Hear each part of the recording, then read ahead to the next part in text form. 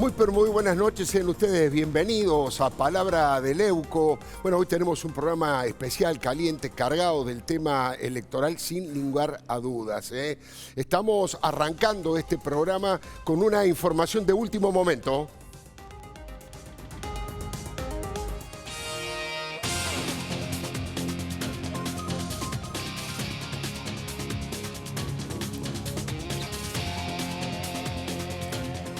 Claudio Saboya es integrante de la mesa política de Clarín, es el editor de la sección judiciales de la página política de Clarín.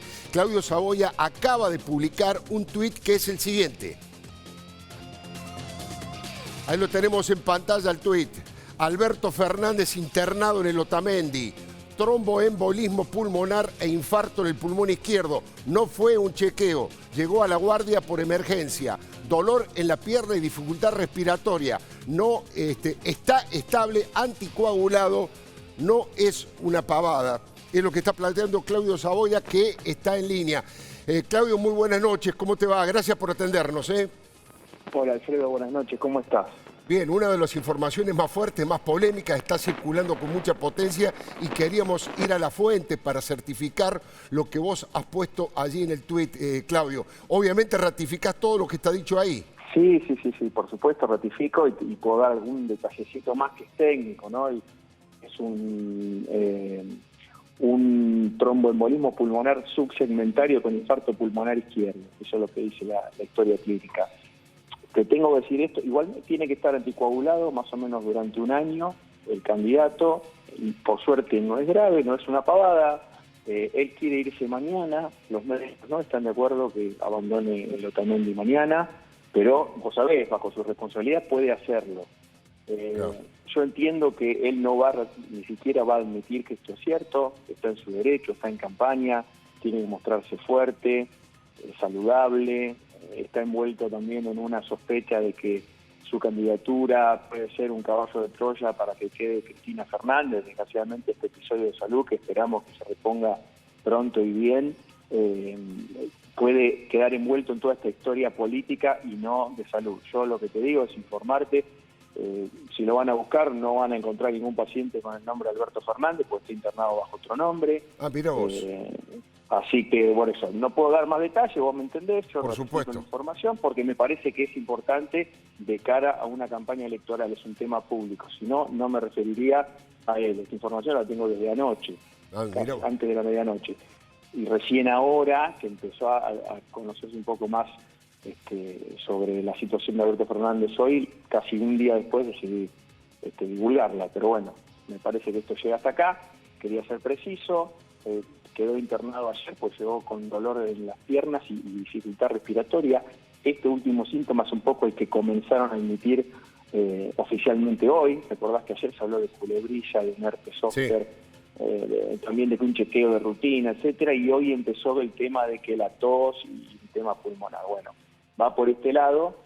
Yo creo, esto ya es una especulación mía, que se tratará de maquillar algún tipo de diagnóstico, digamos, un poco más benévolo, que tenga algo que ver con los síntomas que presentó, claro. Pero de esto se trata, no es más, no es menos. Bueno, Claudio, porque obviamente, oficialmente de parte de Alberto Fernández no hay nada, pero han dejado trascender que él le ha pedido al sanatorio Otamendi que emita un comunicado sobre el estado de su salud, cosa que el sanatorio no hace habitualmente, tratando de salir al cruce de esta información. ¿Vos creés que el sanatorio va a dar un comunicado? ¿Tenés esa información? Mira, no tengo esa información y sí me remito a casos anteriores. Con el expresidente pasó algo parecido también.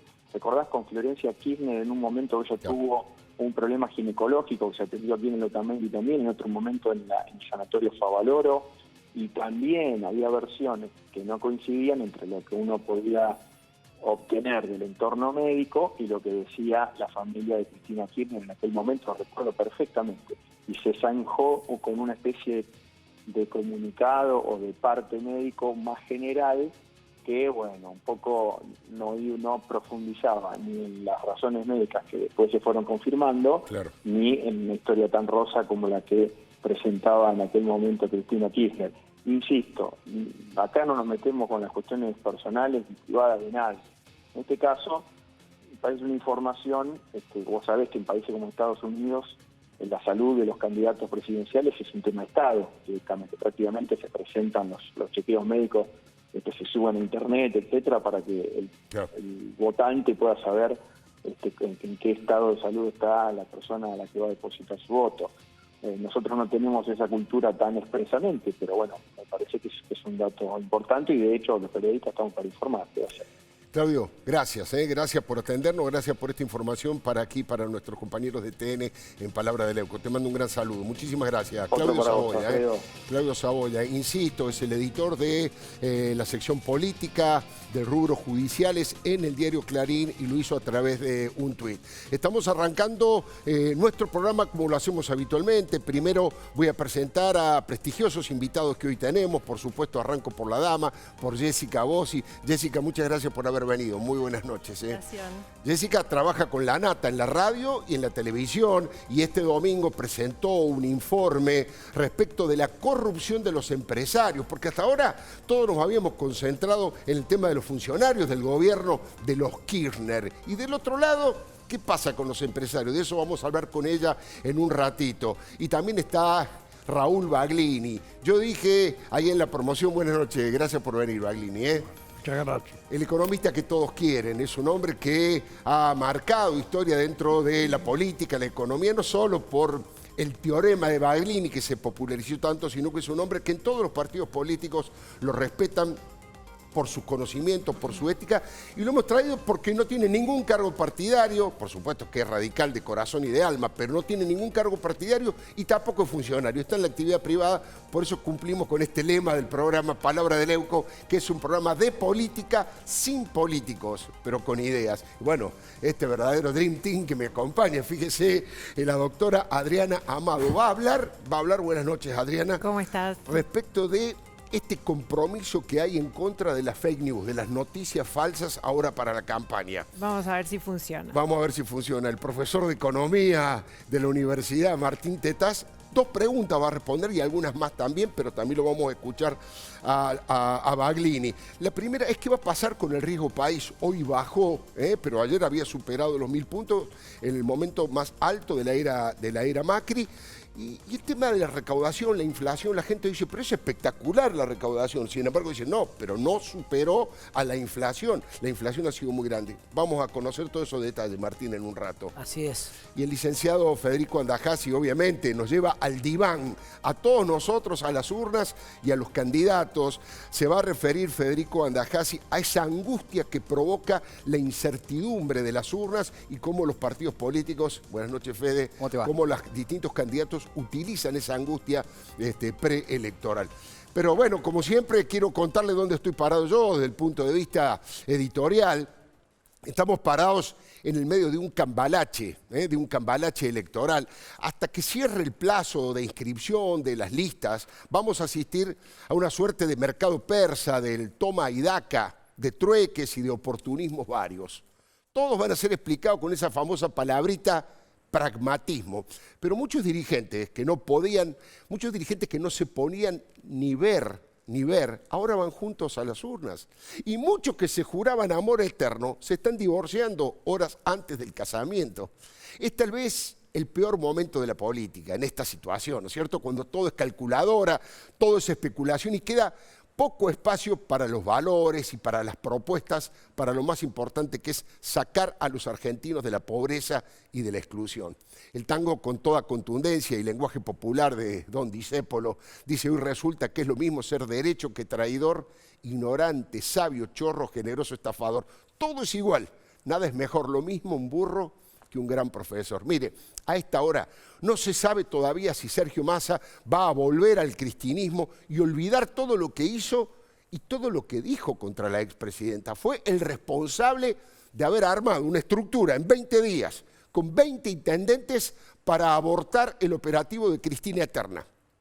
Tal vez uno de los momentos más recordados de la pelea en el Barro fue cuando Cristina y Oscar Parrilli, en una escucha telefónica, descalificaron muy duramente a Margarita Stolbizer y a Sergio Massa.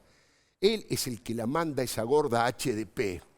Hay que invocarlo a él también, dice en un momento la exitosa abogada, que con esa propuesta no parecía muy exitosa ni abogada. Cristina y Parrilli hablaban de invocarlo, es decir, de armarle causas, como siguen haciendo ahora con los esbirros que operan para ellos todavía en la justicia. Después Cristina dijo que Massa habla mal de Macri en C5N y habla mal de Cristina en TN. ¿Se acuerda?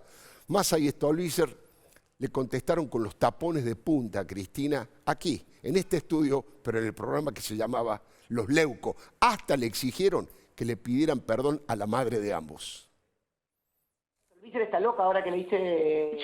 Sí, hoy también... Aparte metió la pata con esta última denuncia, pero mal. Es mala hija de puta. Mal hija de puta. Y el que la manda a hacer eso es Sergio Massa. Sí, yo no tengo duda de eso, Hay que invocarlo también a ese hijo de puta. Yo en lo personal, primero, ojalá que alguna vez tengamos la oportunidad de que le pida disculpas a Margarita y a mi vieja, digamos. Me parece que una mujer se refiera así de otras mujeres cuando habla de las cuestiones de violencia de género y de las políticas de género, habla cuanto menos mal de ella. Lo más complejo de todo es esta idea de invocar al otro. La Argentina nos necesita proponiendo, nos necesita resolviendo. En el otro audio que hay habla de armarle causas, ¿no? Sí, claro. Y yo lo viví en carne propia, desgraciadamente. Claro. Lo vivimos en mi casa. Bueno, pero el combate de Massa contra Cristina no solamente fue en los estudios de televisión, también en las tribunas ante la multitud de un acto donde Sergio Massa juró que si Cristina vuelve, vamos a volver a frenarla. ¿Se acuerdan?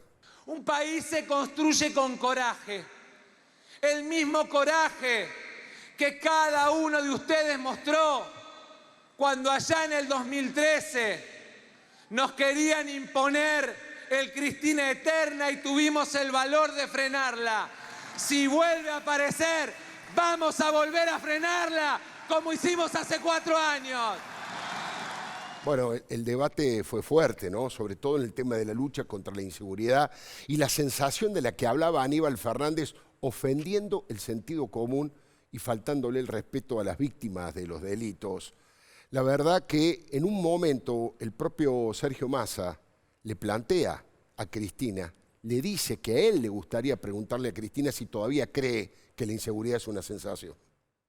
A mí, por ejemplo, me gustaría preguntarle a Cristina si sigue pensando que la inseguridad es una sensación, si sigue pensando que los botones antipánicos son antitontos, si sigue pensando que las policías locales son la guardia pretoriana que quieren los intendentes, o entendió ahora que es candidata en la provincia de Buenos Aires, a pesar de que vive en Recoleta, de que los bonaerenses vivimos una realidad que nos duele. Vio cómo pronuncia Recoleta, ¿no? Si ahora que está en la provincia es candidata, pero que vive en Recoleta. Sergio Massa y su esposa, Malena Galmarini, están a punto de decidir participar, todavía no está seguro, en una interna o de sumarse al proyecto de las PASO contra las listas o con las listas de Cristina y de Daniel Scioli. La verdad que eso no es del todo seguro, no lo puedo afirmar a esta hora, pero es muy probable. En su oportunidad, ambos habían calificado al ex gobernador Scioli como forro. Y la esposa de Massa dijo que en una segunda vuelta contra Macri no lo votaría a Scioli. La verdad que no sabemos si finalmente cumplió y Malena lo votó a Mauricio Macri en la segunda vuelta, pero dice Scioli es peor que Macri y peor que Cristina. Entonces la pregunta es, ¿pueden ahora volver a los abrazos? ¿Daniel Scioli es peor que Mauricio Macri? Sí. No dudaste ni un minuto, Sí. ¿por qué? ¿Por qué no? Porque vivo en la provincia de Buenos Aires, porque gestiono en un municipio hace 7 años y porque, como decía Sergio, los patrulleros están destartalados, la policía no tiene ni nafta para el patrullero, ni balas, ni chalecos, porque los hospitales no tienen gasas, no tienen guardia, hay 3 días por semana paro. Porque las escuelas están destruidas, porque los docentes no son cuidados como tienen que ser cuidados, porque las rutas están todas rotas y eso hace que muchos de nuestros vecinos de la provincia de Buenos Aires se rompan. Después uno puede hacer la publicidad que quiera, pero yo sé lo la dañino. continuidad de Cristina? Digamos, no ha mencionado lo político, ha mencionado la gestión en el terreno. No, porque creo incluso que puede ser peor que Cristina, Daniel Scioli. Bueno, por lo tanto... Sospecha de que si hay segunda vuelta, ahí está. Yo lo pisé, pero dice, por lo tanto se sospecha que si hay segunda vuelta usted no lo va a votar a Scioli. Efectivamente dice, a Scioli no lo voy a votar y la segunda vuelta era Scioli Macri. Están también grabadas imágenes donde algunos vecinos de Tigre le recriminan a Massa por el tema de los narcos y él les responde es porque Cristina dejó de entrar a cualquiera y les dio documentos a cualquiera, pero la verdad que están bastante claras las diferencias que ambos tuvieron siempre, desde que Massa se fue de la jefatura de gabinete de Cristina. La verdad que no hay aplazado ni escalafón en todo esto, ¿no? Los ignorantes nos han igualado. Si uno vive en la impostura y otro roba en su ambición, da lo mismo que sea cura, colchonero, rey de bastos, caraduro, polizón. Todavía falta la definición. Hay una pequeña chance de que Sergio Massa, pequeña, se quede en Alternativa Federal, pese a que él les cuestiona al resto de los integrantes que miren con más simpatía al gobierno de Macri que a la lista de Cristina. Sobre todo desde que Miguel Ángel Pichetto, esta tarde, confirmó que en una segunda vuelta entre Cristina y Macri, Pichetto votaría por Cambiemos y por la democracia, así dijo. Y de ninguna manera, por lo que Pichetto definió, la economía prosoviética que instaló Axel Kicillof en su momento como ministro. Bueno, sin embargo, nadie descarta del todo, por ahora, la oferta de que un candidato a presidente del peronismo no K lleve en su lista como postulante a gobernadora María Eugenia Vidal. Esto se está discutiendo en el mayor de los secretos. Esta tarde había reuniones de todo tipo, pero si de criticar duramente a Axel Kicillof se trata, hay que recurrir a quien es otra vez hoy su amigo y su candidato a presidente, Alberto, el títere de Cristina, como lo muestran en los programas de Jorge Lanata y de Marcelo Tinelli. Yo sé cómo se sale de este laberinto y se los aseguro que voy a ser una buena presidente, nada más. Albertín. Sí, Cristina. ¿Qué hacemos con este títere de Mañeto, el señor Guiñazqui? Es un caso especial, deberíamos tener consideración. ¿Así por la prensa? No, por los títeres. ¡Ah! Parece mentira, ¿no? Pero muy pocos han sido tan despiadados en su descalificación hacia Kicillof como el propio Alberto Fernández, que hoy, como ustedes acaban de ver, está internado. En un momento, sin ningún tipo de cortapisa, sin pelos en la lengua, Alberto responsabiliza a Kicillof de todo el desastre económico que dejó Cristina. Kicillof fue el que avaló el cierre de las importaciones. Kicillof fue el que avaló los sedines y ese vergonzoso blanqueo que ni siquiera los delincuentes se animaron a blanquear. Kicillof es un corresponsable de las consecuencias inflacionarias que hoy padecemos. Yo digo, la verdad es que a mí no me confunden, no era Lorenzino el responsable, era Kicillof el responsable. ¿Cómo conoce con precisión quién fue el responsable de la debacle económica en la Argentina? Es su candidato a gobernador en la actualidad.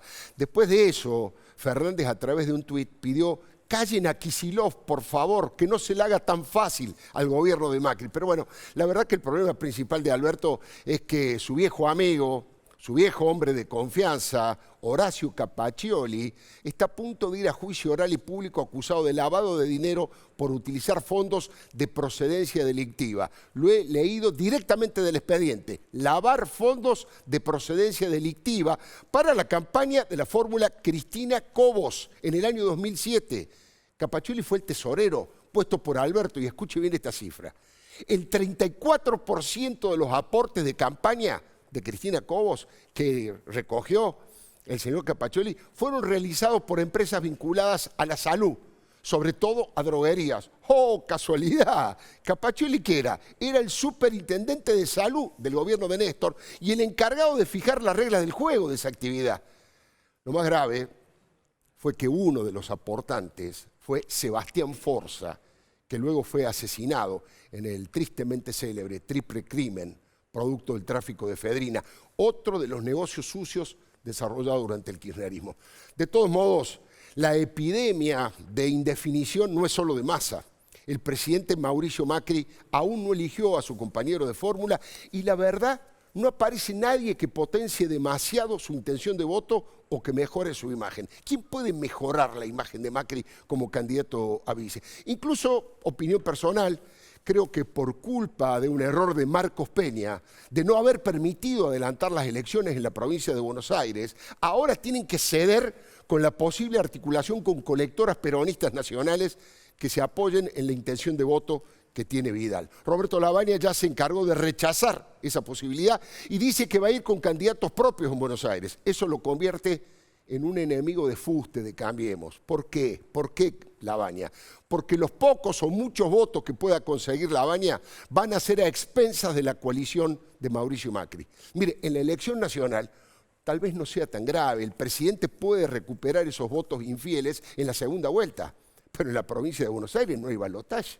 Y por lo tanto Vidal puede perder por un voto y que la provincia quede en manos de la Cámpora y la versión más radicalizada del cristinismo. El presidente Marcos Peña y Rogelio Frigerio ya explicaron esta pirueta diciendo que son los peronistas los que quieren apoyar a Vidal, cuando la realidad es que Vidal necesita rascar la olla hasta el último votito que pueda.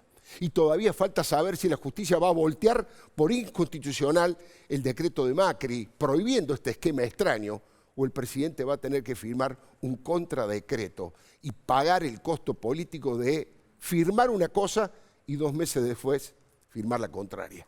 Haciendo una conjetura, solo conjetura, se podría decir, para que se entienda el ejemplo, que tal vez una potencial fórmula Urtubey-Pichetto, por ejemplo, sí pueda colgarse de la lista de Vidal. Ojo, mide alrededor de 40 puntos en el distrito que explica el 40% del padrón electoral nacional. Todo eso está por verse. La moneda todavía está en el aire. Todavía estamos transitando el barro del cambalache electoral, pero va a haber muchas más informaciones para este boletín. Es un despliegue de maldad insolente, ¿eh? Ya no hay quien lo niegue. Vivimos revolcados en un merengue y en el mismo lodo, todos manoseados. Déjeme que le confiese algo. Usted sabe, yo he sido, soy y seré muy crítico de Cristina Kirchner. No es por un tema personal, ¿eh? Considero simplemente que ella es la persona que más daño le ha hecho a la democracia argentina y la que más daño le puede seguir haciendo si vuelve al poder. Hablo de la asociación ilícita que lideró para perpetrar un colosal sistema de corrupción nunca visto y saquear en forma serial al Estado. Hablo del chavismo kirchnerista que pretendió y pretende instalar con amenazas e intimidaciones feroces a opositores y periodistas independientes. Hablo del odio militante con el que produjo la fractura expuesta de la sociedad que tiene su origen en sus características personales, de soberbia, de maltrato, de mezquindad, pero que luego justificó con la ideología del nacionalpopulismo. Insisto, yo he sido, soy y seré muy crítico de Cristina Kirchner. Y esta columna va a ser una de las más críticas seguramente contra ella, salvo que esta vez la voy a construir no con mis palabras, sino con las de Alberto Fernández, a quien ella le ordenó ser candidato a presidente de la Nación. De entrada nomás lo privó de hacer los 2 anuncios más importantes, su propia candidatura de Alberto, que la anunció Cristina, y la fórmula Kicillof-Magario. Aquí aplicaron el viejo método K, de humillar públicamente al competidor. Fue Martín Insaurralde, que también aspiraba a ser candidato a gobernador en nombre de sus pares, los intendentes, el que fue obligado a anunciar la fórmula que lo dejaba afuera y encima manifestar su alegría y su apoyo. Son muestras de lealtad que pide Cristina, que la persona no elegida muestre felicidad, aunque sea con hipocresía o por disciplina partidaria o por sumisión al liderazgo de ella. La verdad que es un hecho inédito en la historia política argentina. Ella colocó como su testaferro en el primer lugar de la boleta a Alberto. Ella está acostumbrada a manejarse con testaferros. Mire, un flamante estudio de hoy, se publicó hoy, del Centro de Opinión Pública de la Universidad de Belgrano, arrojó que solamente 1 de cada 10 argentinos cree que Alberto va a tomar las decisiones en un futuro gobierno. Por eso creo que la nueva fórmula del kirchnerismo es menos de lo mismo. La presencia de Cristina sigue produciendo el mismo espanto y Alberto no suma un solo voto. Solo agrega su bajo nivel de conocimiento, su falta de carisma, su falta de empatía con los sectores más humildes y una volatilidad de pensamiento que algunos definen como oportunista, otros como impostor y algunos como camaleón. Alberto acusa a Macri de neoliberal, pero Alberto fue funcionario de Menem y socio político de Cavallo. Hay una foto, blanco y negro, que a él no le gusta ver. Ahí está, Domingo Cavallo, y ahí atrás se lo puede ver jovencito, con sus bigotes morochos, al señor Alberto Fernández. Ahí lo estamos viendo. Ahí también está Jorge Argüello, que fue funcionario también del gobierno de Cristina. También fue Alberto parte del dispositivo de Duhalde. luego de que Néstor y de Cristina, y después fue jefe de campaña de Sergio Massa, y después de Florencio Randazzo, al que llevó al fracaso de 5% de los votos. Y la perinola partidaria de Alberto hoy cayó nuevamente en el equipo de Cristina. Es que siempre fue un monje gris que se manejó en las sombras, como titiritero del poder, fingiendo ser un hombre de diálogo. Un hombre de diálogo cuando en realidad ha sido el ejecutor de varias de las acciones de mayor nivel de agresividad y ataque a los medios y a los políticos que no se subordinaron a los K. Hacían ese jueguito del policía bueno y el policía malo con Néstor. El expresidente te tiraba misiles y después aparecía Alberto y te llevaba curitas y algodón. Un juego de pinzas que ahora intenta repetir con Cristina. Disculpen la insistencia. Yo he sido, soy y seré muy crítico de Cristina, pero hoy voy a utilizar los palazos que Alberto le pegó a Cristina para demostrar la debilidad de Cristina, que se vio obligada a elegir a alguien con el que se estuvo tirando dinamita durante una década. Es muy ilustrativo recorrer al archivo para recordar qué opinaba Cristina de Alberto, al que lo denunciaban como lobista de Repsol. Por supuesto, Cristina lo canalizó a través del paraperiodismo, del pauta dependiente Diego Birz. El programa 6-7 Chorro, como lo bautizó la Nata, lo tuvo varias veces en su mira y le disparó munición gruesa, Firmado. Alberto Fernández es lobista de Repsol. Ayer salió a la luz pública que Alberto Fernández es lobista de Repsol, algo que no representa un problema necesariamente, pero lo que pasa es que Fernández, a la hora de hablar del tema Repsol, lo hace como si fuera independiente y nunca blanqueó que cobraba de la multinacional mencionada, lo que implicaría que cobró de Repsol desde el 2008 un monto aproximado a 1.200.000 pesos, IVA no incluido. IVA no incluido, ¿Se acuerdan de 6-7 Chorro, no? Bueno, conviene recordar que Alberto también fue lobista de Cristóbal López con factura por sus servicios, que finalmente no se pagó esa factura, dice él, y que actualmente es defensor de quien está entre otras estafas y que se robó 8.000 millones que debía retener y enviar de inmediato al Estado como el impuesto al combustible. Los escraches de la TV kirchnerista contra Alberto eran parte de la guerra y respuesta a los sablazos que él le tiraba a Cristina. Mire, hay una recopilación de tweets del actual compañero de fórmula que ungió la propia Cristina, que decía que los peronistas no debían ser aplaudidores porque ella no era comandante, ni el resto somos reclutas, que Cristina busca subordinar. La justicia y su gobierno, que es psicótico, y ella también actúa como una psicópata. Ojo, lo decía Alberto Fernández de Cristina, actúa como una psicópata. Fuerte, ¿no? Agresiones de alto calibre. En otro tuit decía, no estoy a la altura de Cristina, no suelo vivir en la fantasía de los soberbios. Es penoso como ella se somete a las instituciones, como ella somete a las instituciones. A Néstor lo acompañé, pero con Cristina es imposible. El perseguidor Alberto tuvo que beber de la misma medicina y se transformó en perseguido. Lo denunció varias veces, Ella estigmatizó a todo el que pensaba distinto y yo fui víctima de todo eso. Esto lo dice Alberto Fernández, no Alfredo Leuco, Con los muchachos de la Cámpora tuvo fuerte choque más allá del pacto que acaba de firmar con Máximo. Todos los militontos, decía Alberto, se creen revolucionarios y son tristes repetidores de mentiras. Ese dardo se los tiró a los camporitas. En el caso de la designación del general Milani fue demoledora, Alberto.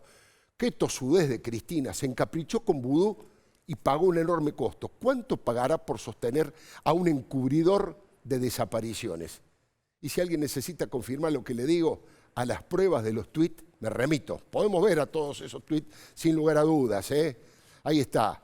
Actuó Cristina como una psicópata. Uno de los tuits que publicó Alberto Fernández, original por supuesto. Ahí pueden ver el otro. Habló de la pobreza ocultada, de la inflación silenciada. Habló de vudú y de Milani. Habló del pacto con Irán, pregunta Alberto Fernández. Me lo perdí. Algunos de los tuits que estaban publicando se estigmatizó a todo el que pensaba distinto. Dice Alberto Fernández, en épocas de Cristina se estigmatizó a todo el que pensaba distinto. Yo fui víctima de todo eso, no sé qué oíste. Increíble que yo coincida con Alberto Fernández. Tiene razón lo que dice Alberto Fernández ahí. Cristina conoce bien la historia y la tergiversa para sostener su relato. Bueno, acá está lo que le dije del capricho de sostener a un encubridor de desapariciones como César Milani. Podemos seguir infinitamente porque fueron casi 10 años donde hubo una cantidad impresionante. Hay otro video que es antológico, cuando Alberto describe a Cristina como alguien que tiene una enorme distorsión de la realidad y recuerda aquella atrocidad de haber sostenido la mentira de Aníbal, de que Alemania tenía más pobres que Argentina. Por eso Alberto la acusa a Cristina de ser negadora, terca y absurda, que hizo el peor daño posible al invisibilizar a los pobres. La verdad, parece Elisa Carrió como castiga a Cristina, pero es Alberto Fernández. Elisa Carrió ya lo bautizó y le sacó la ficha. Es Jack el Destripador que viene a garantizar la impunidad de los funcionarios K y de los empresarios de los cuadernos. En un ratito vamos a hablar de los empresarios de los cuadernos con Jessica Bossi. En un ratito vamos a hablar con Raúl Baglini de todo lo que tiene que ver con la economía, la de Kicillof, la de Macri, la economía que viene. Pero fíjese lo que decía Alberto, de una Cristina que distorsiona la realidad. Creo que ahí Cristina tiene una enorme distorsión sobre la realidad, francamente lo digo. Cristina llegó a decir que Alemania estaba más preocupada que nosotros en materia de pobreza. Cristina sostuvo hasta el final que el cepo no existía y Cristina sostuvo hasta el final que la inflación no es importante. Bueno, ¿quieren que aclare algo más? Realmente parece un dirigente muy opositor con Cristina. Mire, es que ocurre algo insólito. Son tantos los cachetazos políticos que Alberto le pegó a Cristina por la televisión que Cambiemos podría hacer campaña solo con los dichos de Alberto. Uno de ellos no tiene desperdicio. Caracteriza de deplorable toda la acción institucional y el intento de copamiento de la justicia. Todo lo que pasó con el pacto de Irán y la muerte del fiscal Alberto Nisman, el desastre económico de Kicillof, al que ahora impulsa como candidato, y dice que le cuesta encontrar, dice Alberto Fernández, le cuesta encontrar algún elemento ponderable del segundo mandato de la arquitecta egipcia. Y en eso, Alberto, también coincidimos. Toda su acción institucional es deplorable, todo lo que hizo en materia judicial es deplorable, toda su intromisión en la justicia es deplorable, lo que hizo con el Consejo de la Magistratura y con la designación de los jueces subrogantes, lo que inició con la llamada democratización de la justicia, todo eso es deplorable. Lo que hizo con el Tratado de Irán es deplorable, la muerte de Nisman es deplorable, la no resolución de la muerte de Nisman es deplorable. El segundo mandato de Cristina a mí me cuesta muchísimo, muchísimo encontrar un elemento valioso. Deplorable, qué palabra, ¿eh? No suelo usar la palabra deplorable con casi nada, con casi nada. Tal vez con algunos nazis, tal vez con algunos que niegan los derechos humanos, tal vez con algunos que reivindican los gobiernos militares o dictatoriales, pero no suelo usar la palabra deplorable, que me parece con una carga simbólica fuertísima. Mire, con el caso del pacto tenebroso firmado con Irán y la muerte del fiscal Nisman, las posturas de Alberto fueron iguales a lo de los críticos más acérrimos de Cristina. La verdad que vale la pena prestarle atención. Yo Fíjese. Lo vi en diciembre a Nisman cuando me comentó en el supermercado, tengo probada el encubrimiento, y yo me reí. Claro, y yo me reí y le dije, pero el encubrimiento ya existe, es el tratado, es el acuerdo, es el pacto, esa es la consumación del encubrimiento.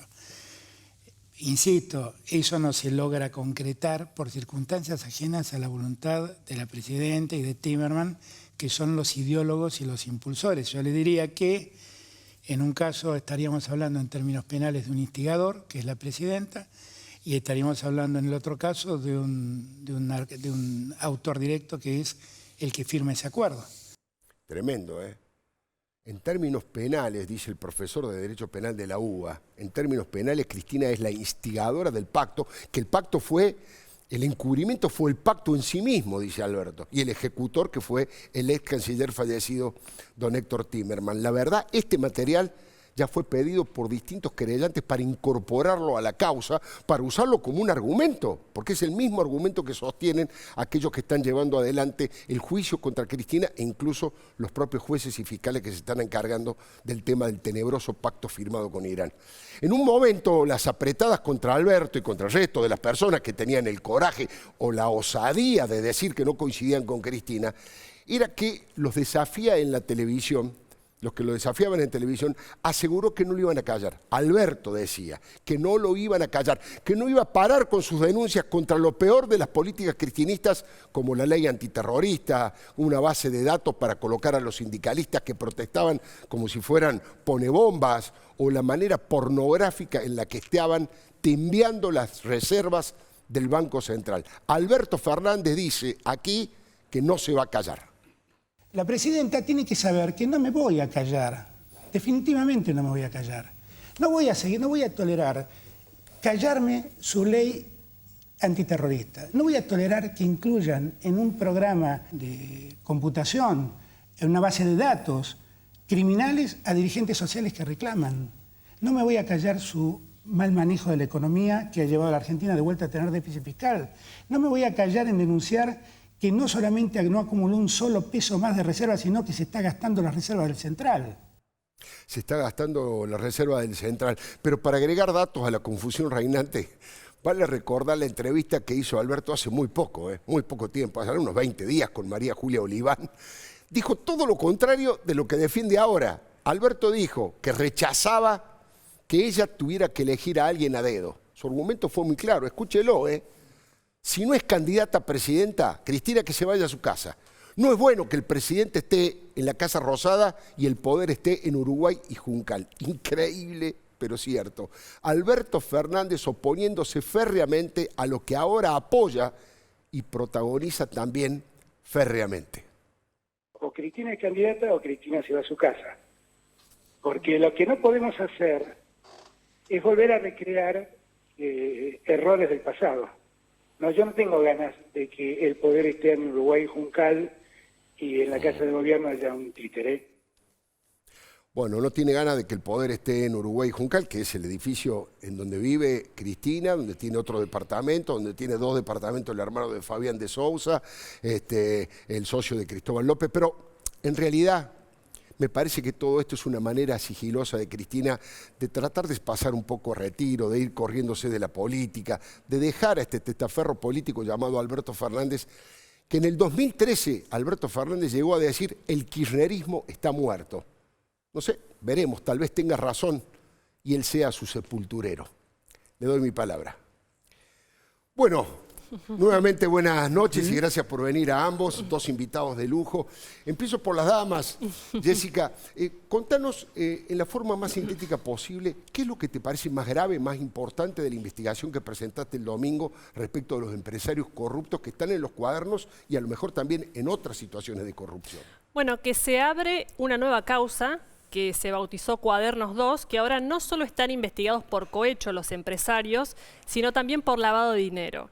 Y acá lo que entra en juego es algo que ya tiene el juez Claudio Bonadío, que lo tiene en caja fuerte en un expediente que es el legajo patrimonial de cada uno de los empresarios, sí, donde hay información de blanqueo de dinero, de cuentas en el exterior, es decir, todo lo que tienen, todo lo que fueron recopilando y que ahora va a pasar a otro juez probablemente y a un fiscal que es Eduardo Tayano, que ya pidió medidas de prueba y que es realmente un dolor de cabeza y una preocupación para los empresarios todos. Es decir, hay más de 40 empresarios y ejecutivos, todos de primera línea, están mencionados en la causa Cuadernos y ahora van a ser investigados por un delito que es más grave en términos de pena, porque el lavado de dinero son hasta 15 años de prisión, claro, es decir, que es una complicación, a empresarios que ya han tenido complicaciones, más allá de que el cohecho es un delito que tiene hasta 6 años de prisión.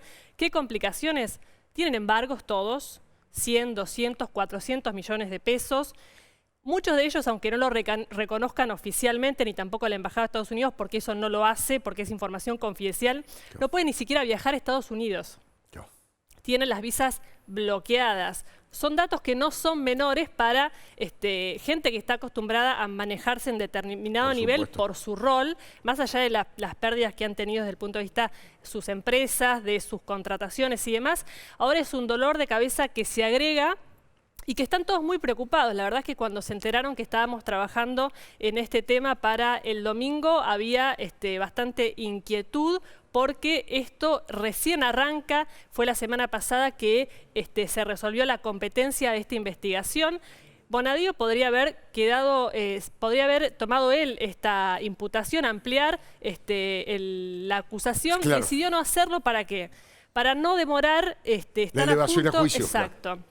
Entonces fue una decisión estratégica, dijo, bueno, investiguen en otro juzgado como un delito autónomo, y la verdad es que la preocupación tiene que ver con qué consecuencias además puede tener, por ejemplo, el blanqueo.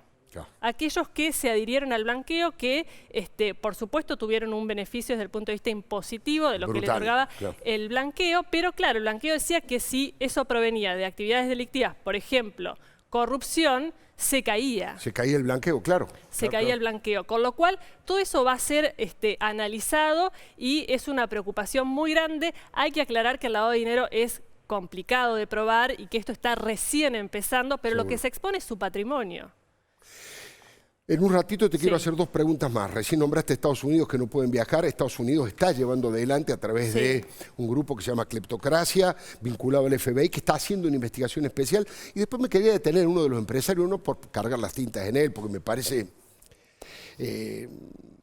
No quiero usar una palabra agresiva, pero Carlos Wagner fue un poco el jefe, el que los nucleó a todos los empresarios del Club de la Obra Pública. Y bueno, le han descubierto más de 20 millones de dólares en cuentas. En un ratito te quiero preguntar de eso, pero quiero aprovechar la presencia de Baglini y primero saludarlo nuevamente, agradecerle su presencia. Sé que no va demasiado a los programas de televisión. Desde el punto de vista económico, Baglini, ¿qué cree usted que fue lo más grave que dejó? Ahora le voy a preguntar por el gobierno de Macri, por Kicillof, pero lo más grave que dejó el gobierno de Cristina Fernández de Kirchner.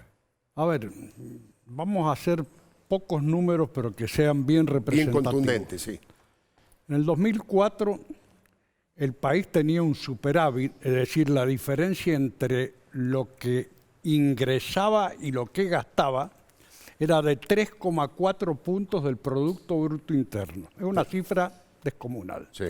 Cuando se va en el 2015 Cristina, hay un déficit de 7,2 puntos del Producto Bruto Interno. Es decir, un gap de más del 10%. Es decir, que hay 11% de caída de manejo de los recursos fiscales, de tal manera que de una situación superavitaria se pasa a una situación donde estamos quebrados. Pero esto se hace simultáneamente con un aumento del 13% de los impuestos. Es decir, llegamos al déficit pese a que hemos aumentado el 13% de los impuestos. Sin perjuicio de los muertos que quedan, lo que los economistas llamamos esqueletos. Claro. Que son casi 25.000 millones de dólares si uno computa lo que pagamos por la expropiación de YPF, que según Kicillof era gratis, nos tenía que pagar solo a nosotros para remediar los daños ambientales. Y ahora estamos pagando los platos rotos. Ahora en estos días. Estamos pagando, diríamos, los bonos correspondientes de ese arreglo. Después, el arreglo con los holdouts, famoso arreglo con los holdouts, que acá quiero contar una anécdota. Curiosamente, nosotros en Mendoza renegociamos antes que la Nación, un año antes el bono Aconcagua, que eran 300 y algo de millones de dólares. Sí. Y incluimos, a propuesta de uno de los abogados argentinos que contrató la provincia de Mendoza, porque los abogados en Estados Unidos eran los mismos que la Nación, incluimos una cláusula según la cual el canje de los bonos nuevos que se iban a entregar por los bonos viejos que eran en la Aconcagua cerraba un día X, una fecha precisa para que hubiera un momento de canje. Claro. Pero, decía la cláusula, si algún acreedor después quiere presentarse a cobrar, la provincia le va a pagar la cuota que esté pagando en ese momento. Es decir, si vamos por la cuota 7, le pagaba la cuota 7. Y al final, cuando habían cobrado todos los acreedores, se le pagaban las otras 6 cuotas que no se habían pagado. Con ese argumento, en el juzgado que está a 70 metros a la derecha del de Griesa, contra los mismos fondos buitres que tuvo la Nación, la provincia de Mendoza ganó en todas las instancias del juicio. Eso no lo quiso aplicar la Nación, porque entendían que eso no iba a servir. Por supuesto, el juzgado hizo mérito de que la provincia de Mendoza era la única que no ha ido al default cuando se va la Nación al default. Entonces, si uno a eso le suma, diríamos, el monto de subsidios económicos que llegó a pagar la administración Kirchner, que son casi 152.000 millones de dólares, es decir, es un verdadero plan Marshall, porque si uno saca la equivalencia, es un plan Marshall hay una administración que es desastrosa porque nos deja sin energía, nos deja con los subsidios, nos deja con el campo con la 125, nos deja con 3.000 casi tambos cerrados, nos deja con 12 millones de cabezas de ganado menos. Es decir, hay un desorden, digamos. Una devastación. Claro. Eso al margen de lo que hemos hablado acá, que se acaba de hablar recién, digamos, de lo que pasó en la obra pública, en ese tipo de cosas. Ahora seguimos conversando. Jessica, te había dejado dos preguntas picando. Una que tiene que ver con cleptocracia, el FBI, esa es la primera. Y luego te voy a preguntar de Carlos Wagner. Sí, hay mucho interés de Estados Unidos respecto del caso Cuadernos. En realidad se inició con el caso del ex secretario Néstor Kirchner, Daniel Muñoz, cuando sonaron las alarmas en Estados Unidos por la compra de bienes y después se deshizo de esos bienes y demás. Eso lo informó la justicia argentina en su momento. La justicia argentina no hizo nada. Claro. Y ahora, con el tema Cuadernos, renuevan ese interés. Viajaron funcionarios de Estados Unidos acá a la Argentina, se reunieron con funcionarios judiciales, con funcionarios del gobierno. De hecho, esto no lo llegamos a contar en el programa, pero se abrió un buró del FBI en Miami, que ahí llevan el caso de corrupción internacional, y Argentina es uno de los destinos clave que más están trabajando y que, si lo miramos desde el punto de vista político, la intención también es mostrar cómo gobiernos populistas están asociados a la corrupción y qué costos esto tiene. Claro. Lo que quiere hacer Estados Unidos, además de la información que aporta, hay mucha información que viene de Estados Unidos, como otros países, respecto a esta causa que estaba mencionando del lavado de dinero, ellos quieren participar del recupero de activos. No es nuevo, lo vienen haciendo desde el año 2006 en otros países, en Nigeria, no acá en América Latina, pero sí en otros países eso ocurrió. Y Argentina es un caso testigo, para eso están trabajando y están en una primera fase. Primero está la identificación de los activos, después está cómo el decomiso, cómo se procede. La ley americana es distinta a la argentina, pero esto sería con jurisdicción global, por decirlo de alguna manera. Y finalmente a repatriar. Lo que te cobran es los servicios prestados, los gastos, es algo, que es algo menor. Los viáticos. Estaba pensando, por supuesto que sería maravilloso para el pueblo argentino y para la República que recuperan todos esos fondos robados al pueblo pobre de la Argentina. Yo tengo dos fijaciones, porque me parece que es el colmo de la falta de respeto y la humillación a nuestro pueblo, que es la compra de un departamento en el Hotel Waldorf Astoria, en un lugar donde solo los jeques árabes y los grandes magnates tienen departamentos, y algunas propiedades en Turks and Caicos, que es uno de los lugares más paradisíacos y donde solamente van los ultramillonarios esos lugares. Pero bueno, ahora te voy a preguntar de Carlos Wagner. Recién hablamos de lo que dejó Cristina.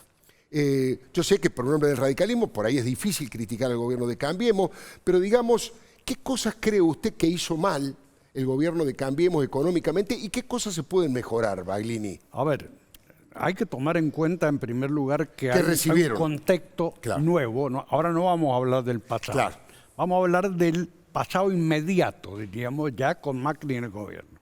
Hay un montón de errores no forzados que hubieran mejorado la performance económica. Porque, ¿cuál es el objetivo del gobierno de Macri? Es alinear a la Argentina en un camino que pueda conducir al desarrollo. Un desarrollo sustentable que al principio va a ser pequeño, porque todos los países, como Israel, como Dinamarca, como los países que pasaron, como Irlanda, que pasaron por situaciones o de hiperinflación o de extremas dificultades, ha sido lento y progresivo. Entonces, bueno, él viene intentando alinear esto. ¿Qué es lo que pasa, diríamos, básicamente el año pasado que descuajeringa la economía totalmente? Primero, hay una sequía que significa que la Argentina pierde casi 7.500 millones de dólares. Una de las más grandes de la historia, ¿no? De las más grandes de la historia. Además de eso, tenemos que comparar que el precio de la soja que tiene Macri, diríamos, durante su gobierno, no son los 480 dólares por tonelada que tenía Cristina, sino que andan en 200 y moneda. A lo mejor ahora levanta un poquitito. Está levantando. Está levantando por el tema de la... En el último mes ha levantado, como están levantando algunos otros activos que son interesantes para la Argentina. En segundo lugar, se produce la aparición del superdólar, porque el efecto inmediato de la política de Trump de cerrarse sobre sus fronteras y desatar una guerra comercial forma, diríamos, un tejido alrededor del dólar que lo transforma en el superdólar. Entonces hay un flujo de capitales que inmediatamente se va desde lo que se llaman países emergentes, la Argentina es uno de ellos, que significa una pérdida de otros 20.000 millones de dólares que se van para ese lado. Y después de eso hay un factor que es muy importante porque justifica gran parte de los aumentos de tarifas, que es que el petróleo, que estaba cuando arranca Macri en $35, se va a 75 para luego bajar y estabilizarse en 55. Y atados al precio internacional del petróleo están todos los combustibles, toda la energía, y todas esas cosas. Entonces, si uno suma esos factores, hay algunos más, diríamos, que aparecen en el tablero, la conducta es muy difícil, diríamos, de evitar un golpe sobre la economía, sobre todo porque la economía argentina hace 70 años que viene con una fragilidad extraordinaria frente a los fenómenos adversos del exterior. Creo, de todas maneras, que hay pasos que van conduciendo hacia bajar el costo argentino. Es decir, cuando uno hace un puerto, cuando hace una carretera, cuando hace un puente, cuando baja el costo de la obra pública, cuando posibilita que haya la tercera etapa ya terminada del Belgrano Cargas, que puede sacar la producción del norte hacia el puerto a precios diferenciales, cuando uno remueve las mafias de los puertos, cuando hace de alguna manera que la situación institucional vaya mejorando y hay 300 nuevos jueces que están colgados todavía de que el Senado los vote, después de haberles dado, diríamos, la conformidad en la comisión, ahora de repente aparecieron dificultades para votarlo. Bueno, todo eso es ir mejorando las condiciones como para que haya inversión, pero no inversión solamente de los que pueden venir de afuera, de los de adentro. De los de adentro, claro. Porque el 75% de los puestos de trabajo en el país lo crean las pymes. Entonces hay una legislación y una serie de beneficios que se han creado para las pymes. Básicamente algún descenso de impuestos, una ley pyme especial y eso, que va apuntando en esa dirección. Es decir, yo lo que creo es que es muy difícil explicarle a la gente que hay que tener estoicismo de seguir resistiendo. Lo que no me cabe ninguna duda es que si volvemos al esquema, diríamos, de antes, de Cristina de Kicillof, poner cepo, de hacer controles de precios, de mentir con las cifras, de matar, de comernos 12 millones de cabezas. Uruguay, cuando empezó el gobierno, diríamos, de la coalición socialista, le tocó al presidente decir en un momento: olvídense de que haya otro corte de carne que no sea el asado. Todo lo demás lo vamos a exportar. Y en realidad terminaron exportando más que nosotros. Entonces, bueno, pero es un camino que con esfuerzo yo creo que puede proseguir. Hay que continuar. Hay que continuar. Me queda poco tiempo, pero te hago una preguntita más. La mirada que vos tenés sobre lo que pasó con Carlos Wagner, insisto, no quiero usar la palabra pena, pero a veces lo veo ahí como que fue, pero después cuando me doy cuenta los cuadros que había comprado, las fortunas que tenía, todo lo que robó como parte de la situación del resto, no me da más ninguna pena. Pero, ¿qué puede ocurrir con él? Bueno, él en la causa Cuadernos está como organizador de la asociación ilícita, o sea que está más complicado que el resto de los empresarios, pero sirve de ejemplo. ¿Por qué? Porque a él le encontraron estas cuentas en el exterior que decías 21 millones de dólares, que en realidad estaba invertido en coronas noruegas, francos suizos, y lo que llama la atención, que se da en Wagner, pero se da en otros, es la cantidad de dinero en efectivo en cuentas a la vista, que para un empresario no tenerlo invertido en ninguna posición es extraño, llama la atención de la UIF. Y te cierro con lo que está buscando la UIF, que es: la coima no la pagaron los empresarios, sale el sobreprecio. Entonces cree que ese sobreprecio fue para el funcionario, para campañas y para los empresarios. Por eso va detrás de las cuentas y todo lo que hay de los empresarios. Wagner, el más complicado de todos. Raúl, me queda poco tiempo, pero la pregunta es la siguiente, por eso le pedía síntesis.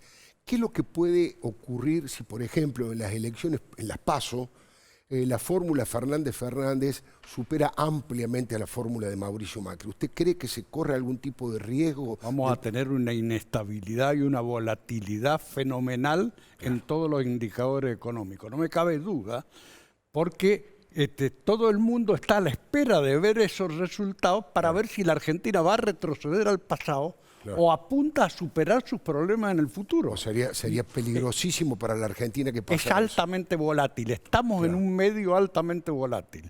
Y una noticia de esta, ya el solo hecho cuando se entraron a jugar con las nuevas fórmulas, ya ha provocado, diríamos, un cimbronazo sobre el valor de las acciones y de los bonos argentinos. Yo les agradezco a Jessica Bossi, le agradezco a Raúl Baglini. Son dos profesionales, cada uno en lo suyo, de mucho prestigio en el mundo en el que se mueven. No hay periodista que hable mal de Jessica Bossi, todos la valoran. No conozco un economista, salvo los energúmenos de los extremos, que hable mal de la ética o de los conocimientos de Raúl Baglini. Han aportado muchísimo al programa, les agradezco muchísimo que hayan venido. No, al contrario. Muchísimas gracias. Enseguidita nomás, enseguidita vamos a escuchar a la doctora Adriana Amado. Vamos a escuchar a Martín Tetaz, el profesor de la universidad, y al licenciado Federico Andajasi. En instantes, palabra de Leuco.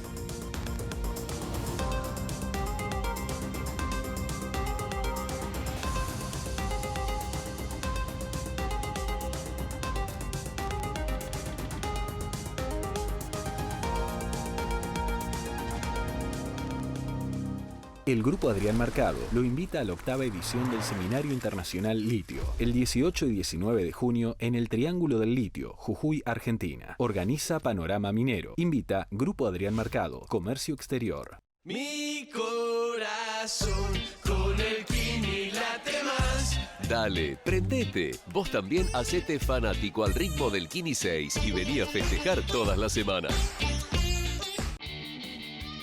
Asegura tu casa en La Segunda, donde lo primero sos vos. Grupo Asegurador La Segunda.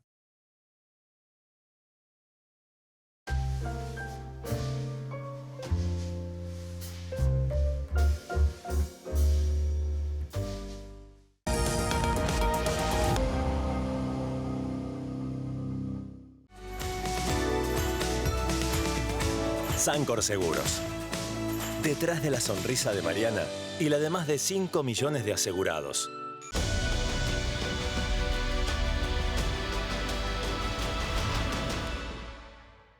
Elegimos invertir en nuestro país. Con más de 200.000 metros construidos, seguimos trabajando para desarrollar la ciudad de Buenos Aires. Somos Brody Friedman. Construimos confianza.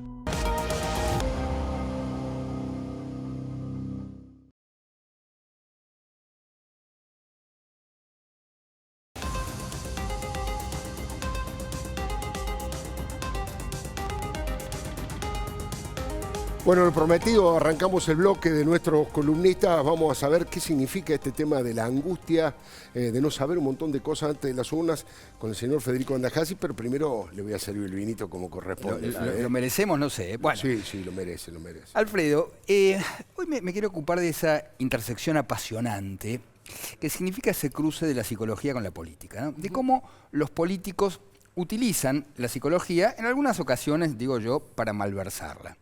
Efectivamente, vos decías en tu editorial que se percibe una angustia en la gente. Y es cierto, hay una gran angustia porque todavía no se sabe qué va a pasar. Estamos muy cerca del cierre de las listas y la verdad es que todavía no hay ninguna certeza.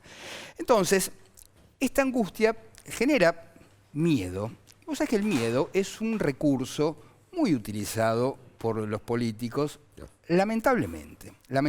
Entonces, uno se pregunta hasta qué punto no está buscado este efecto angustia. Vos sabés que Maquiavelo decía, ya hace muchos años, que el príncipe entre ser amado y ser temido, era preferible que fuera temido. Claro. ¿Por qué? Porque justamente el miedo hace que la gente sea manejable, se vuelva manejable. Entonces, exacerbar el miedo, y sobre todo distintos tipos de miedo. Yo lo que percibo ahora, y esto Martín lo sabe mejor que yo, hay como un miedo al porvenir, un miedo al futuro. ¿Qué va a ser de mí de acá a un tiempo y qué va a ser de mí si gana tal o cual en las elecciones? De mi trabajo, de mi dinero, de mis ahorros. Totalmente. Y por otra parte, yo creo que la grieta, que para mí, siempre lo dije, es algo artificialmente construido, finalmente es una manera de organizar el miedo. Poner de un lado, digamos, aquellos que, a los que tememos y de este lado, digamos, tener cerca aquellos con quienes nos sentimos seguros. Pero creo que la grieta, finalmente, es también un recurso de utilización del miedo. ¿Por qué? Porque además quien genera miedo, quien digamos, aventa estos fantasmas, agita estos fantasmas, de algún modo se ofrece como antídoto para el miedo. Es como el bombero incendiario, ¿no es cierto? Como los mafiosos que dicen, bueno, acá hay este barrio complicado, te van a robar, yo te voy a defender. Y en realidad, digamos, el peligro es la mafia, sobre todo. Vos acordate lo que pasó en Estados Unidos en la época de las Torres Gemelas. Se generó pánico.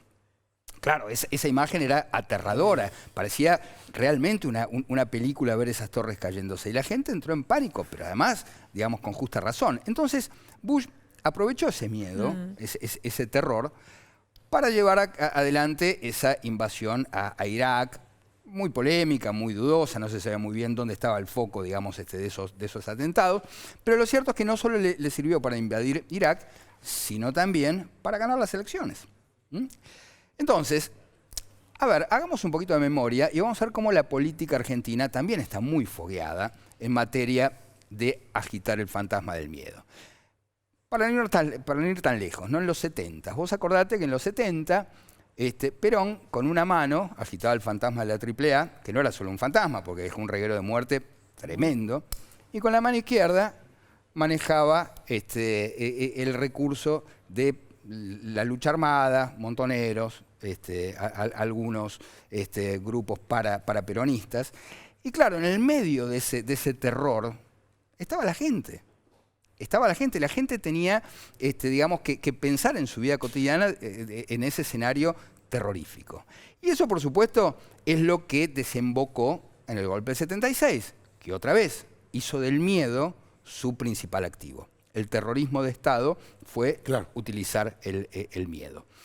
Entonces, después pensá, Malvinas. Malvinas también generó un miedo. Yo me acuerdo, mira, perfectamente, ustedes eran chicos, pero yo me acuerdo perfectamente ese terror a que llegaran las tropas y los aviones ingleses y bombardearan el continente. Bueno, esa angustia plasmada, que plasmó tan fantásticamente Charly García en No bombardeen Buenos Aires, ¿no? Otra vez, el miedo. Y en el 83, digamos, el miedo se le vino en contra, por ejemplo, el peronismo, que perdió a partir de la quema del cajón de Herminio Iglesias, que eso generó, digamos, un miedo, pero en sentido inverso. Y yo diría que Durán Barba también hizo, digamos, una cierta malversación del miedo al poner en el lugar del antagonista al pasado, a los fantasmas del pasado, a Cristina Kirchner y al kirchnerismo. Y esto para mí encierra una suerte de subestimación, por supuesto, del votante. Después, la propia Cristina instaló el temor y la angustia en sus propios votantes, porque al correrse de ese primer lugar, el núcleo duro del kirchnerismo dice, esto es el fin, quiero decir, si Cristina no está al frente, la verdad que esto genera una angustia tremenda, pero además, tampoco Alberto Fernández genera confianza en la tropa propia, en absoluto. Al contrario, muchos lo tienen como un traidor. Tal vez no se equivocan demasiado. Entonces, tanto el gobierno como el kirchnerismo utilizan, por ejemplo, estas encuestas tan dudosas, ¿no? Que dice, pero por tanta diferencia, que se dan incluso como derrotados. ¿Para qué? Otra vez, para agitar el miedo y dividir las aguas, para que no crezcan terceras opciones, ¿no? Para aumentar la polarización, para no votar, digamos, a favor, sino en contra de. Y esto se ve, también se ve en Massa, digamos, este comportamiento casi patológico de Massa, ¿no? Que podría estar o con Cristina, o con el gobierno, o con el peronismo federal. Claro. Es una cosa realmente insólita que otra vez genera angustia en la política, en los políticos, porque dependen, digamos, de esto, y Massa usa esta incertidumbre para cotizarse, por otra parte. La Baña. Ahora aparecen estas denuncias, esta denuncia de Fontevecchia, que según dice esa nota, La Baña habría recibido una oferta de $8 millones. A mí me parece excesivo. Pero también esto genera otra vez. Cosa que él desmintió, desmintió inmediatamente. Sí, absolutamente. Pero esto, insisto, genera esta angustia y esta incertidumbre. El kirchnerismo los tiene acostumbrados. Vos te acordás, será pingüino o pingüina, claro, ¿no? Generar el suspenso. Ahora bien, yo lo que digo es que ojo con el miedo, porque no nos dejemos asustar. Porque cuando nos asustamos, la verdad que procedemos sin pensar. ¿Y sabes cómo se combate el miedo? Con la inteligencia. Con la inteligencia, lo dice Federico Andajasi, el licenciado. Gracias, Federico. Bueno, Martín, ¿no la tenés fácil o sí? ¿Cuáles son los 2, 3 temas principales? Mirá, hablando de miedo, te voy a decir un número, 969. Tiene nombre de avión, parece, ¿no? 969. 969. Sí. Pero es el riesgo país, que de también, hoy, el riesgo país de hoy, el riesgo país de hoy. Bajó un poco, estuvo en 1013. Bajó un poquito, pero cuando está el riesgo país en torno de los 1000 puntos, Alfredo, es como la fiebre cuando la fiebre está en 42, ¿no? Entonces, que esté en 41 o en 42.5 realmente tampoco cambia demasiado la cosa. Ahora, uno dice, ¿cuál es centralmente? Mucha gente que nos está escuchando dice, mira, yo entiendo lo del dólar, me preocupo cuando sube el dólar, si el dólar entiendo la inflación, pero el riesgo país lo veo como algo medio lejano. Bueno, centralmente el riesgo país es lo que pagamos de más cuando queremos colocar deuda. Claro. Por ejemplo, Estados Unidos para colocar un bono de 10 años lo coloca pagando 2,1% de interés. Nosotros a eso le tenemos que sumar 1000 puntos de riesgo país, o sea, 10% más. 10%, nosotros pagamos en 12 1000 puntos de riesgo son 10% más de costo de deuda. O sea, nosotros, a lo que ellos se financian al 2%, nosotros nos financiamos al 12%. Una cuestión ignorante de mi parte. Si no tomamos deuda, ¿no tenemos que pagar más nada o lo que ya hemos tomado también crece? Sensacional pregunta, Alfredo, sensacional pregunta. No. La primera cuestión muy importante de esto es que la deuda es hija del déficit. Claro. La deuda es hija del déficit. Esto es muy simple para entender, pero mucha gente sorprendentemente omite este dato. Mucha gente está muy preocupada con la deuda y uno dice, pero vos no hiciste nada cuando se empezaba a acumular el déficit fiscal. Lo que decía Alberto Fernández en el audio que escuchamos recién, lo que decía el señor Baglini recién tan claramente. Es decir, cuando se empezó a acumular el déficit fiscal en Argentina, cuya consecuencia es la deuda, nadie advirtió sobre el déficit fiscal. Claro. Obviamente, en la medida que nosotros cerramos ese déficit fiscal, no tenemos que colocar deuda nueva, pero Alfredo, cada vencimiento que vas teniendo de deuda, lo que vos haces normalmente en todos los países es pagarlo con una deuda. Claro. Es decir, te pido plata a vos para pagarle a él. Sí, y en el medio lo único que estoy pagando son los intereses. Si los intereses son muy altos, me ponen un piso a mí, porque si toda mi deuda crece a un ritmo de intereses del 3,5%, si mi economía crece también al 3%, no pasa nada. Claro. Mi sustentabilidad está perfectamente garantizada. Pero si mi deuda crece al 12%, Alfredo, es como la gente que tiene la tarjeta en la casa. Claro, claro. Y siente que paga un mes una cantidad importante de la tarjeta, le queda algo sin pagar y con los intereses de eso que le queda sin pagar se le arma una bola de nieve de la cual no termina saliendo nunca más. Genera una angustia, lo que decía. Por eso es grave, es tan grave. Ahora, ¿qué riesgos? Acá hay dos riesgos centrales por los cuales se sintetizan en estos 969 puntos de riesgo país. El primer riesgo es el riesgo de que no exista voluntad de pago. Yo lo llamo el riesgo K, concretamente. Claro. Cuando vos mirás, yo lo decía el otro día, un bono argentino como el AO 20, que vence el año que viene, todavía estamos bajo el paraguas del Fondo Monetario, hay fondos suficientes para enfrentar todos los vencimientos de deuda, no pasa nada, no hay ningún riesgo prácticamente de no pagar deuda el año que viene, rinde 18% ese bono. O sea, 18% en dólares. ¿Por qué? Claro. Una locura. ¿Por qué no se tira de palomita la gente en ese bono a tomar ese bono para ganar 18% en dólares? Porque nadie suicida, Alfredo. Porque hay muchas chances de que gane Cristina y porque ya estuvieron diciendo, el propio Alberto Fernández y otras personas del entorno, estuvieron diciendo, bueno, vamos a ver, hay alguna deuda que está en jurisdicción local, que es esta deuda, por ejemplo, el bono que te estoy comentando, ese bono lo podemos recortar. Con el Fondo Monetario no, vamos a tener que sentarnos a negociar, pero a los otros los podemos recortar. Entonces, hay una parte de riesgo muy importante que es riesgo K, eminentemente. Sin duda. Y esos son muchos puntos de riesgo país. Y el otro riesgo es el riesgo que tiene que ver con la capacidad de pago. Vos mencionabas recién en la columna un dato que es el dato de la recaudación. La recaudación de impuestos de este mes creció 50%, contra una inflación de 54%. Claro. ¿Esto qué te está diciendo? Que la recaudación en términos reales en Argentina todavía no hace pie y eso tiene que ver con que la actividad económica todavía no arranca. Claro. Entonces, en un escenario donde arranque la actividad económica, arranque la recaudación, no hay ningún problema en cumplir con los compromisos. Siga bajando lentamente la inflación como parece. Y además la cuestión de la inflación, pero claro, quiero decir, para cumplir con los compromisos yo necesito recaudar. Claro. Entonces, lo que miran los agentes es, che, guarda, porque acá hay dos riesgos en este país. Yo estoy mirando a la Argentina y veo dos riesgos. El primero, que vuelva Cristina. Si vuelve Cristina no quieren pagar. No es que no pueden, no quieren pagar directamente. Ya están diciendo que lo primero que van a hacer es recortar los bonos de manera directa y sentarse a negociar con el fondo de manera indirecta. Claro. Ponele que no venga Cristina, dicen, ok, es una moneda 50 y 50, ponele que la moneda cae del otro lado y viene el gobierno. ¿Puede pagar el gobierno?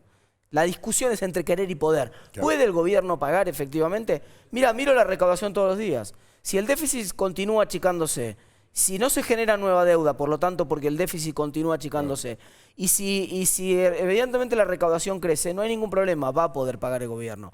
Ahora, si yo veo que la economía tarda en arrancar, veo que la recaudación no repunta, entonces es probable que el gobierno le cueste arrancar. Y te cierro con esto, Alfredo, muy breve. Ojo, porque el riesgo país tiene impacto directo en el dólar. Y tiene impacto directo en el dólar por dos razones. Todavía no lo tuvo. Todavía no lo tuvo. Claro. Todavía no lo tuvo, pero porque recién subió un poco el riesgo país y hubo una semana nada más de riesgo cerca de 1000 puntos. Seguro. Si el riesgo persiste en niveles altos o pasa de los 1000 puntos y se mantiene un tiempo arriba de los 1000 puntos, va a tener impacto en el dólar. Y lo va a tener, Alfredo, por una razón simple. Primero, por arbitraje de bonos. Simplemente hay gente que sale de posiciones argentinas y presiona sobre el dólar. Y segundo, porque una economía que tiene un costo de financiamiento tan alto necesita tener un superávit más grande para poder generar más dólares, un tipo de cambio real de equilibrio más alto que le permita generar más dólares a esa economía. Necesitan en mediano plazo un tipo de cambio más alto. El Banco Central puede frenarlo porque ahora tiene las herramientas, esa es la buena noticia. Pero guarda, porque esas herramientas tampoco está tan claro cómo las va a utilizar. Y también el mercado quiere verlo al Banco Central usando sus propias balas. Clarísimo, Martín Tetaz. Enseguidita nomás, Adriana Amado decía que bueno, prefiere el líder ser temido que amado, porque no la conocía Adriana. Ya venimos, la doctora Adriana Amado nos va a contar qué pasa con este compromiso para evitar y para combatir las falsas noticias en época de elecciones. Ya venimos.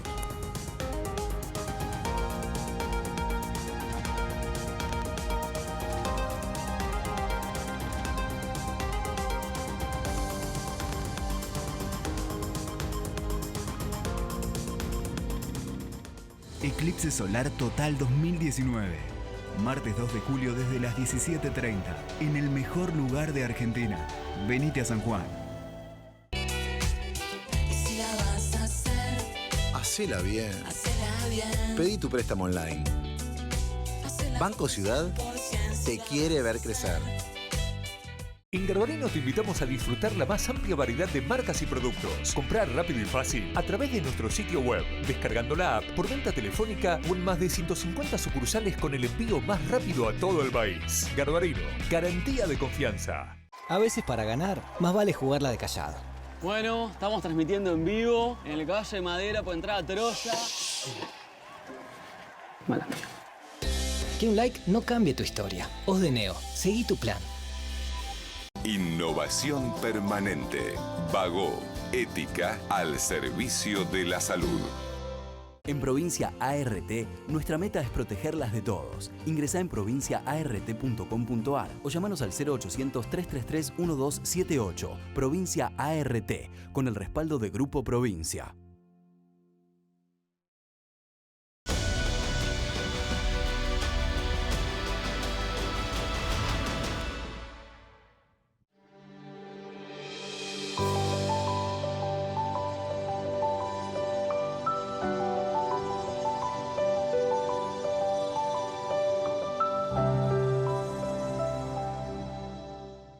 Los que somos Movistar, tenemos Movistar Play, con series y películas para ver donde quieras, gratis.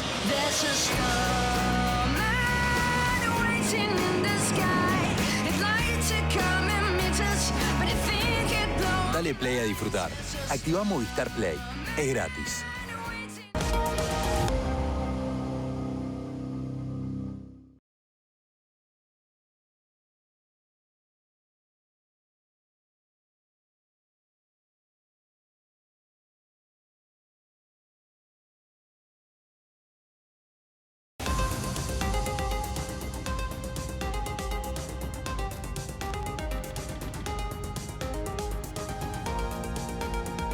Bueno, por supuesto que estamos ansiosos de escuchar a la doctora Adriana Amado respecto de las fake news, de las falsas noticias. ¿Hay algún compromiso serio con ese tema? La semana pasada, el jueves, se firmó el compromiso ético digital. Mira, sí. Y estuvieron, hermoso, un documento, estuvieron todos salieron en las fotos, todos salieron así con la pluma diciendo voy a comprometerme. Cuando uno lee el texto, es un compromiso... Por la galería. Es un compromiso diciendo, vamos a hacer un debate honesto, Claro. ¿no? vamos a contribuir a la circulación. La buena noticia, además del compromiso que mostraron todos, es que se empieza a entender que la cuestión de las redes sociales y las noticias falsas es una cuestión de responsabilidad de todos los participantes. Seguro. En la firma estuvieron los partidos políticos, pero también estuvieron autoridades de la Cámara Nacional Electoral, estuvieron medios, estuvieron asociaciones que representan periodistas, las plataformas, pero la cuestión es, ¿qué de cierto hay esto? Porque también hay muchas fake news sobre las fake news. Claro. Es decir, esta idea de que la circulación de fake news en WhatsApp es lo que va a desequilibrar la campaña. Yo me acordé, no sé si recuerdan esa noticia de esta semana de los camiones, no fue una noticia, Sí, fue un tuit trabaron en la de los subida camiones subiendo Paseo por del el Bajo. Paseo del Bajo, Sí. que estaban trabados. ¿Eso ustedes lo considerarían una fake news? Una noticia desinformada, no sé si califica como fake. Es alguien que no estaba bien informado y que... Ahí la estamos viendo en pantalla, ¿no? Sí. Bueno, si uno se fija, ¿no? Uno podría suponer que la lógica te dice que si es una vía para un auto y hay dos, no podrían funcionar dos. Claro, había uno claro. que estaba... Pero cuando uno veía las respuestas a esas noticias, se da cuenta que estaba completamente dividido. Había algunos que decían es que estaba mal la construcción, otros que decían no, había un ingeniero que dijo que se tenían que hacer de 3 vías las subidas a las autopistas.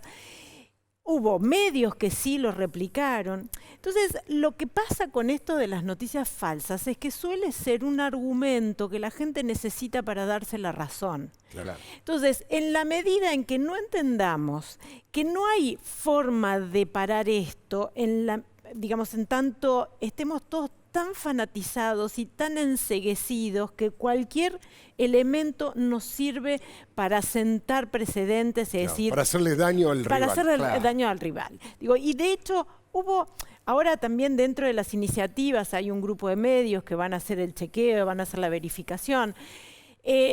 Alguien se tomó el trabajo de verificar eso. O sea, que era un absurdo, pero bueno, entonces, ¿qué es lo que hace la verificación? Tiene un riesgo, tiene también este efecto boomerang de ratificar de que no hay mucha noticia de lo que podés confiar. Y se relaciona mucho con lo que vos hablabas de la incertidumbre. Las fake news aparecen en momentos en donde la gente descree de la política, descree de los medios que hablan de la política y están angustiadas.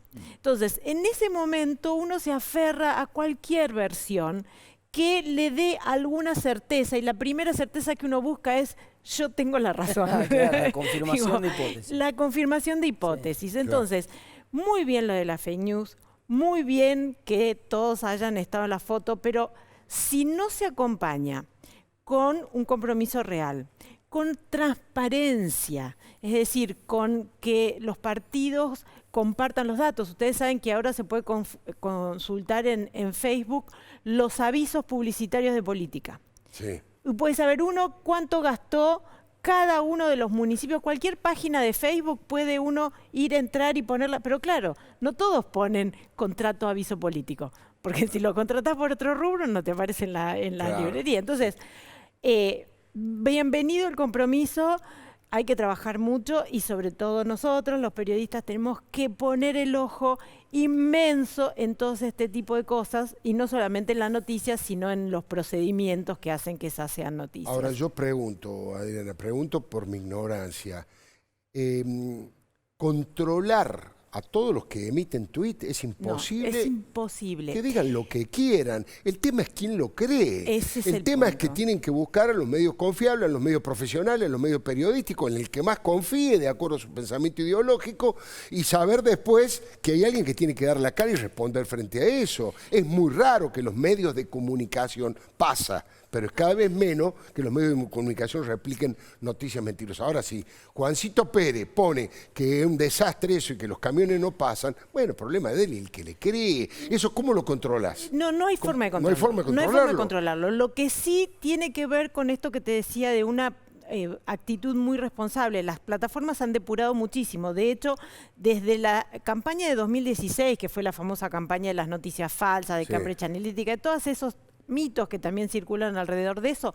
Del 2016 al 2018, la circulación de fake news en las campañas bajó un 70%. Claro. ¿Por qué? Porque la gente está más avisada, las plataformas hicieron muchísimos sistemas de depuración, de revisión de cuentas falsas, pero yo estuve viendo más noticias falsas que esa que era leve esta semana, de medios serios que replicaban versiones. A veces replicar una declaración que vos no podés constatar también es participar en una... Bueno, eso es mala praxis del medio, tiene que chequearlo por dos fuentes independientes. Entonces, fíjate Sobre todo cuando son raras. Si un tipo que es democrático dice vamos a voltear al presidente, ¿qué pasó? Esto me suena extraño. Ahora, si Luis Delía dice eso, bueno, no te pero lo tenés que chequear. Claramente el mismo ejercicio histórico del periodismo. Claro, pero vos fíjate que estamos en tiempo en donde la gente copia un tuit y lo presenta. Claro. Y eso, digo, una declaración, aunque esté en el tuit de la persona, hay que verificarlo. Después le hace RT a alguien que por ahí tiene más autoridad y eso le da cierta credibilidad. Claro. Bueno, pero el que pone en juego su credibilidad es el que lo retuitea. Claro. Nos tenemos que ir a una breve pausa. Ya venimos para brindar con ustedes enseguidita.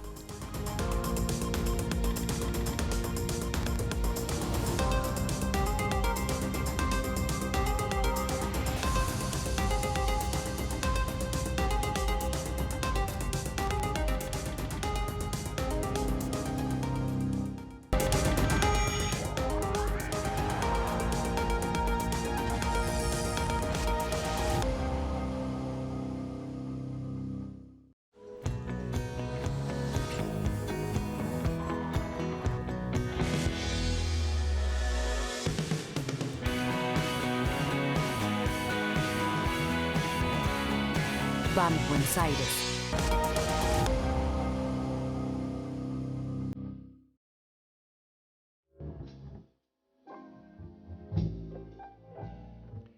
Muchas gracias por acompañarnos. Los espero el próximo martes a las 10 de la noche aquí en TN con Palabra de Leuco.